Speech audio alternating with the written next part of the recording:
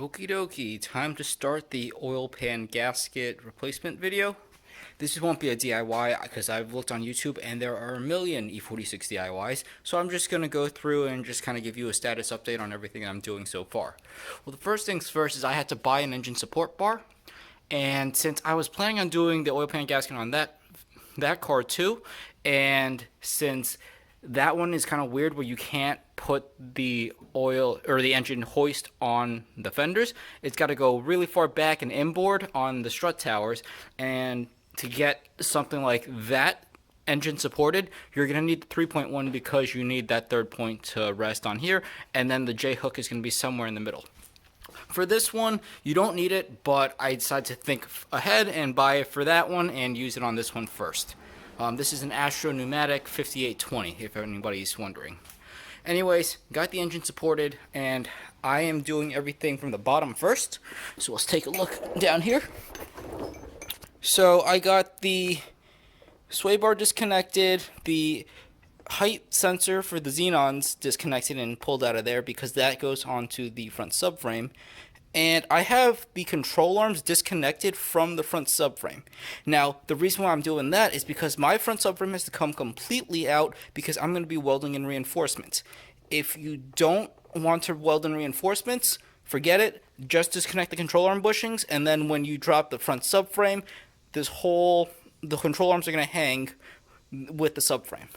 Lastly, I took off the steering rack from the subframe, again because the subframe has to come out completely, and took off the power steering pump. You do not need to do anything with the steering coupler. There's enough play in there that you can just like pull off the front or pull off the steering rack and have it completely loose from the subframe itself, as you can see right here.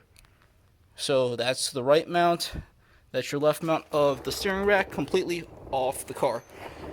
I also didn't take out the cooling fan. I've seen some DIYs do that. Don't need to because you can access your tensioner from the bottom with everything with the cooling fan on, and all you need to do for this is loosen it so you can get the belt off so you can get the power steering pump off. Currently I'm draining the oil. I'm going to be doing the oil level sensor, which is over there also because mine is bad, and that is my current status update. The motor mounts, the bottom nuts are off. So that front subframe is ready to come out, and then I can work on dropping the oil pan once I have all the oil out of there. From up top, I don't believe I need to do anything because I'm going to fiddle with the oil dipstick that connects into the pan from the bottom, and I'm just hoping that I can just get the dipstick out without needing to disconnect anything up top. So yeah, that is my current status update. And the pan is out, nothing new to report. Yeah, basically, there's a little bit of gunk in there, but I don't know if it's from actually taking off the oil pan and stuff fell inside, or if it was actually inside. Like, think something back there kind of looks like a bug, but I don't know. This is all good. I tried to spin the oil pump nut by hand again, and it is still tighter than hand tight, so that's good. I'm running out to Advanced Auto to get a beam type torque wrench to double check that torque, and then to put on the new oil pump nut with Loctite and safety wire. Then I'm just going to clean up all the mating surfaces and throw this thing right back up. That oil dipstick tube is really, really long. So instead of bungeeing the steering rack up, I had to undo the bungee, and then by doing that, I had room to drop everything. Again, steering coupler is still connected, so there's no issue there. Pretty straightforward deal. I was thinking about doing an oil pan baffle, but I think I'm going to decide against it. 1, because of time. 2, because I can't TIG weld, so I have to take it to a shop. And 3, this is a ZHP motor, and if I'm going to spec E46 this guy, the motor has to come out anyways. And if the motor's coming out, I can do an oil pan baffle at that point. Lastly, this thing's just not going to really see much track time or much time at all because it's going to sit in New Jersey while I'm in Michigan. So, yeah. Anyways, so the job is definitely easier the second time around. The second time around, by what I mean by the second time around is that I did on the E36, and now this car is basically the same thing. So keep on following along. Here we are with everything cleaned up. So I got the oil pan, the new oil pan gasket zip tied to the oil pan so I can lift it up without any worry. Basically, I'm going to loosely tighten all the bolts, but still give it enough clearance for the zip ties and I can pinch anything. Then I'm going to snip the zip ties off once I have enough bolts in there, and then tighten everything first. 89 inch-pounds. You're supposed to do the bell housing bolts first. Well, you're supposed to tighten those fully first, so you can snug up the oil pan to the transmission bell housing before you do the rest of them. So there's that. I got the oil pump nuts secured. It's got red Loctite and safety wire on it. It's not the prettiest job. My E36 job looked actually better, but whatever. It's gonna hold. Basically, if the nut tries to turn righty-loosey, it's not going to. That safety wire is gonna hold it up. And then the mating surface on the oil pan or the engine block is all cleaned.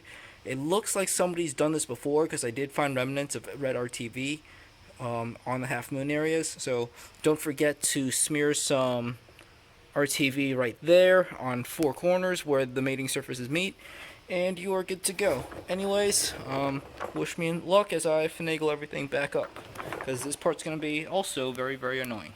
Oh, and last thing, this oil level sensor I have replaced with a new guy.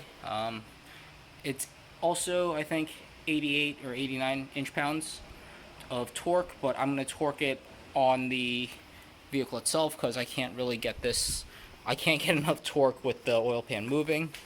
So there you have it. Welding prep time. This is basically taking me over an hour, but I got the welder pulled out. Nothing set up yet. That's a new bottle that I had to buy for this job. I specifically waited until I had this right angle die grinder before I started this job also. This has helped a lot with trying to clear out and prep all the plates. Turner plates, I did end up having to grind a little bit off on each of the corners just to make it fit into the slot better. Right now, I've prepped the top side so I can plug weld this hole right here and then grind it flat. Let me flip this guy over. This is the best I'm going to get for the inside of the pocket. Even with this guy, you just really can't get that much done. But it made like all this super, super quick and super easy. I'm gonna blow gun everything to get all the little particles off. Then we're gonna acetone everything and then set up the welder and get everything burned in. Yeah, so this job probably only takes about 6 hours to do, but this probably takes another 2 hours. So it's a full day's work overall. And yeah, I just saved it for the next day because I still got to paint this guy. So that actually adds a little bit more time too. So probably like 3 hours total to do this because you got to wait for paint to dry. So stay tuned. Alright, check it out. I got everything welded up. Checked the Instagram for some weld pictures. It's not the best because I couldn't get the best cleaning. So everything was really splattery and just a dirty weld. But the outside ones here were actually pretty good.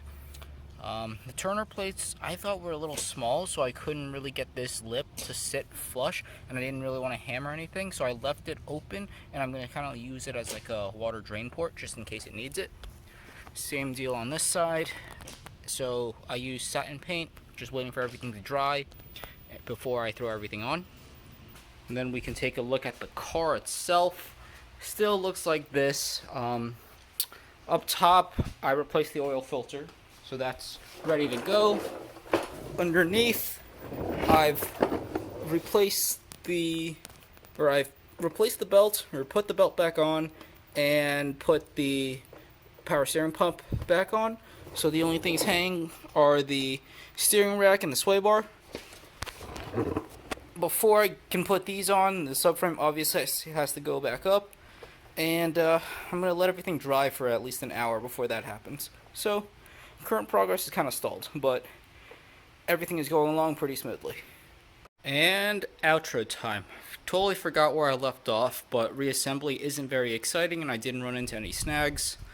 I I loosened all the motor mounts, and I actually installed the motor mounts onto the subframe and then just hoisted that up and located them onto the arms just to make it easier for myself. Besides that, didn't do anything special.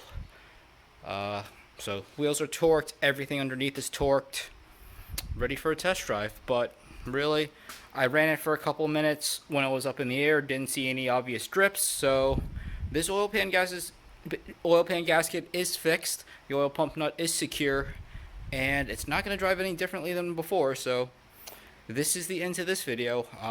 Hope you enjoyed this little series. This is all the parts I have for the E46 at the moment, so this is the end to all the videos for a while, because I'll be going off to grad school. This thing's going to stay parked in New Jersey, so that's the end of it. Thank you guys for watching.